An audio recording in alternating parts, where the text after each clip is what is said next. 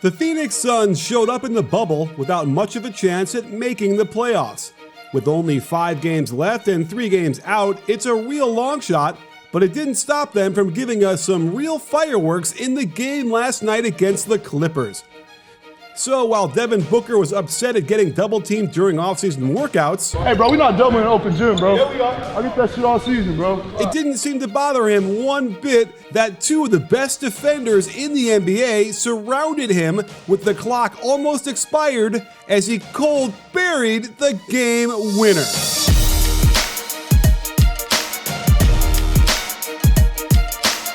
Booker has entered some rare company with yet another 30-piece plus a game winner. So let's examine how he got his buckets and how they kept the Suns in control of most of the game until the very end. You knew something was up in the first when Paul George and Kawhi Leonard were fighting over who was going to guard Mikal Bridges. This left Booker wide open for the easy catch-and-shoot 3. You have to be worried about giving a shooter an open look to get him going. And credit to Kawhi for being in the vicinity, but you can't pick Booker up below the three-point line because he will simply pull from 5 feet behind it. Notice how he puts the ball in his left hand before pulling up. Most righties get better rhythm when pulling off the left-handed dribble. He actually dips the ball, bringing it from the side to the front and down slightly before quickly getting it to his set point and off before Kawhi can get there. Now that the blood is in the water and he's got a taste of the long ball, his teammates are going to get into the act to free him up. This quick step-up screen catches JaMychal Green almost at the elbow, while Morris switches without communicating. Booker is now in big head mode as he hops into this shot. Notice another rhythm dip from the waist to the front of his body. No need to hold the follow-through on something this pure. I've been studying shooting for a long time, and the kind of details I'm showing you here are what form the foundation to my shooting system video. If you want to improve your shot mechanics and nail more long-distance jumpers, or if you're a coach who wants more insights into how to teach shooting, you must click on the link below. My shooting system video is almost an hour of real-world instruction and technique to unlock your inner shooter. Master the tools needed so you're ready to make the defense pay when they leave you open, which is what happens when the Clippers screwed up yet another switch off the pick and roll as Booker snakes the dribble back to his right. Kawhi sticks with Ayton, so does Zubac, and credit Paul George for the flyby contest, but this is a free throw line jumper. Credit to Doc Rivers for trying to mix it up by sending a scary double team of PG and Kawhi at him, but the rotations got all screwy. Kawhi wanted to follow the pass, but Green had it covered properly. Meanwhile, George wanted to cover Ayton on a potential cut to the basket, while Kawhi was left scrambling across the court. This inexplicably left the one guy they were worried about wide open. Notice the perfect rhythm as he times the bottom of his dip to the right foot tap. The ball is off before PG can get there, and it's another 3. In the third, they run Ayton over to the right wing to set a step-up screen. George is forcing him down to the baseline while Zubac wants to contain at the elbow. This was done okay, but Zubac goes for the fake, leaving Booker all sorts of room. In the grand scheme of things, giving up the 15-footer ain't so bad though. The Suns' offense isn't too fancy as they run a simple floppy for Booker on the left side.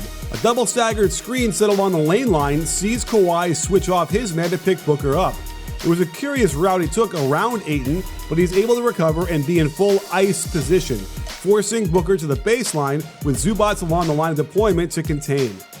While he's got the option of passing to an open Ayton for the elbow jumper, Booker disrespects Kawhi with a shoulder lunge into his chest for separation before sidestepping, impressively getting both feet behind the line before dropping this deep one over Leonard's hand. At this point, Booker had 22 points and was 5 for 6 from 3, and Marcus Morris had to guard him as the defensive transition settled. Someone in the comments, please explain to me what he's doing here. I'm as confused as he was, and Frank Kaminsky instantly recognized the advantage by setting the flare screen for Booker. Kawhi has no hope of closing out from the block to 6 feet behind the line at the left wing, and the Suns increase their lead. Finally, we get great defense in transition. Shamet picks him up above the three-point line, turns and runs to cut him off near the baseline. This is chef's kiss kind of stuff. But Cameron Payne, yes, that Cameron Payne, drives to the hoop, and here's where the rotation got screwy.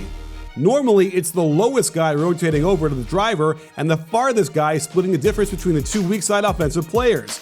I get it, they want the bigger player protecting the rim, but Shaman isn't aware that Booker is cutting behind him, allowing the hottest guy in Florida to get a wide open layup. Can you hear me shaking my head? The Suns run zipper fists to get Booker open at the top before setting a screen, but he clearly prefers attacking Zubats, so Ayton steps up after Bridges clears. Landry is terrific in sticking with Booker around the screen, and the issue with his footwork was that he was trying to slide instead of turning and running, and at this speed, he almost rolls his ankle and buckles his knee trying to stop the drive, leaving him with little energy left to push off and contest. Let's look at Booker's footwork. The left foot jab serves as both a break and a way to push off into a right-left step back. He not only gets separation with a great deceleration, but the right-left going to his right is upper-level skill and makes the shot much easier due to the extra space afforded to him. We're getting into crunch time, and the Suns clinging to a 2-point lead. Landry Shamet again has gotten the assignment and does an admirable job, staying glued to his side until he can recover and get in front. All things considered, he makes Booker work on this short fadeaway, but it doesn't matter. Booker is in big head mode. Tie game under a minute, and a loss here ends any hope the Suns might have at the postseason. Notice how Paul George blows up the pick and roll by helping one pass away off of Bridges, knowing Booker isn't going to want to pass this ball. Check the retreat dribble, then lifting both feet in the air in order to plant them evenly into the crossover. Reggie Jackson's hips are now turned to keep up with him, so he quickly hits him with a left-right 1-2 up and over the contest and rattles it home for the lead. And that brings us to the final possession of the game. Well, 2 possessions, but who's counting? With Paul George hounding him near half court, they bring DeAndre Ayton up to ball screen and try and get him some separation. They blast the ball to get it out of Booker's hands. And watch what the Clippers defense does here. Morris lets Rubio cut through, essentially switching with Kawhi, who then stays put to shadow the pick and roll. He gets there right on the catch by Ayton, while Reggie Jackson drops down to cover both weak side offensive players. He's all over Rubio. Kawhi comes over to help, so Rubio can't see Booker would have been open, and Bridges too. He tosses up a brick, and Zubats comes down with it, Clippers' chance to win it. But instead of calling timeout immediately, the long arms of Bridges deflects the outlet pass, Booker gets it back, and you know he is simply not going to give it up again. Even when they send Zubats to double out top, a curious decision when the quicker Jackson or Morris were available for this. Booker tries to do the same jab into step back we saw on the other side earlier, but Kawhi has helped off Rubio in the corner. Great shot fake gets Kawhi out of position. Interesting decision to spin back over the left shoulder to find the opening, and Paul George comes within an inch of blocking the shot, certainly fouling the offhand, and yet it does not matter. Booker's incredible shot deserves a few replays. His wrist doesn't even flex all the way, probably because of the shorter distance the shot has to travel. He ends up on his back before the ball lands in the net, the clock goes to 0, and that, my friends, is a serious game winner.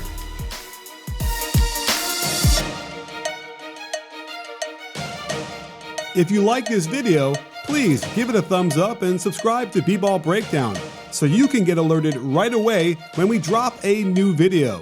This season will be filled with incredible content, so don't miss it. You in?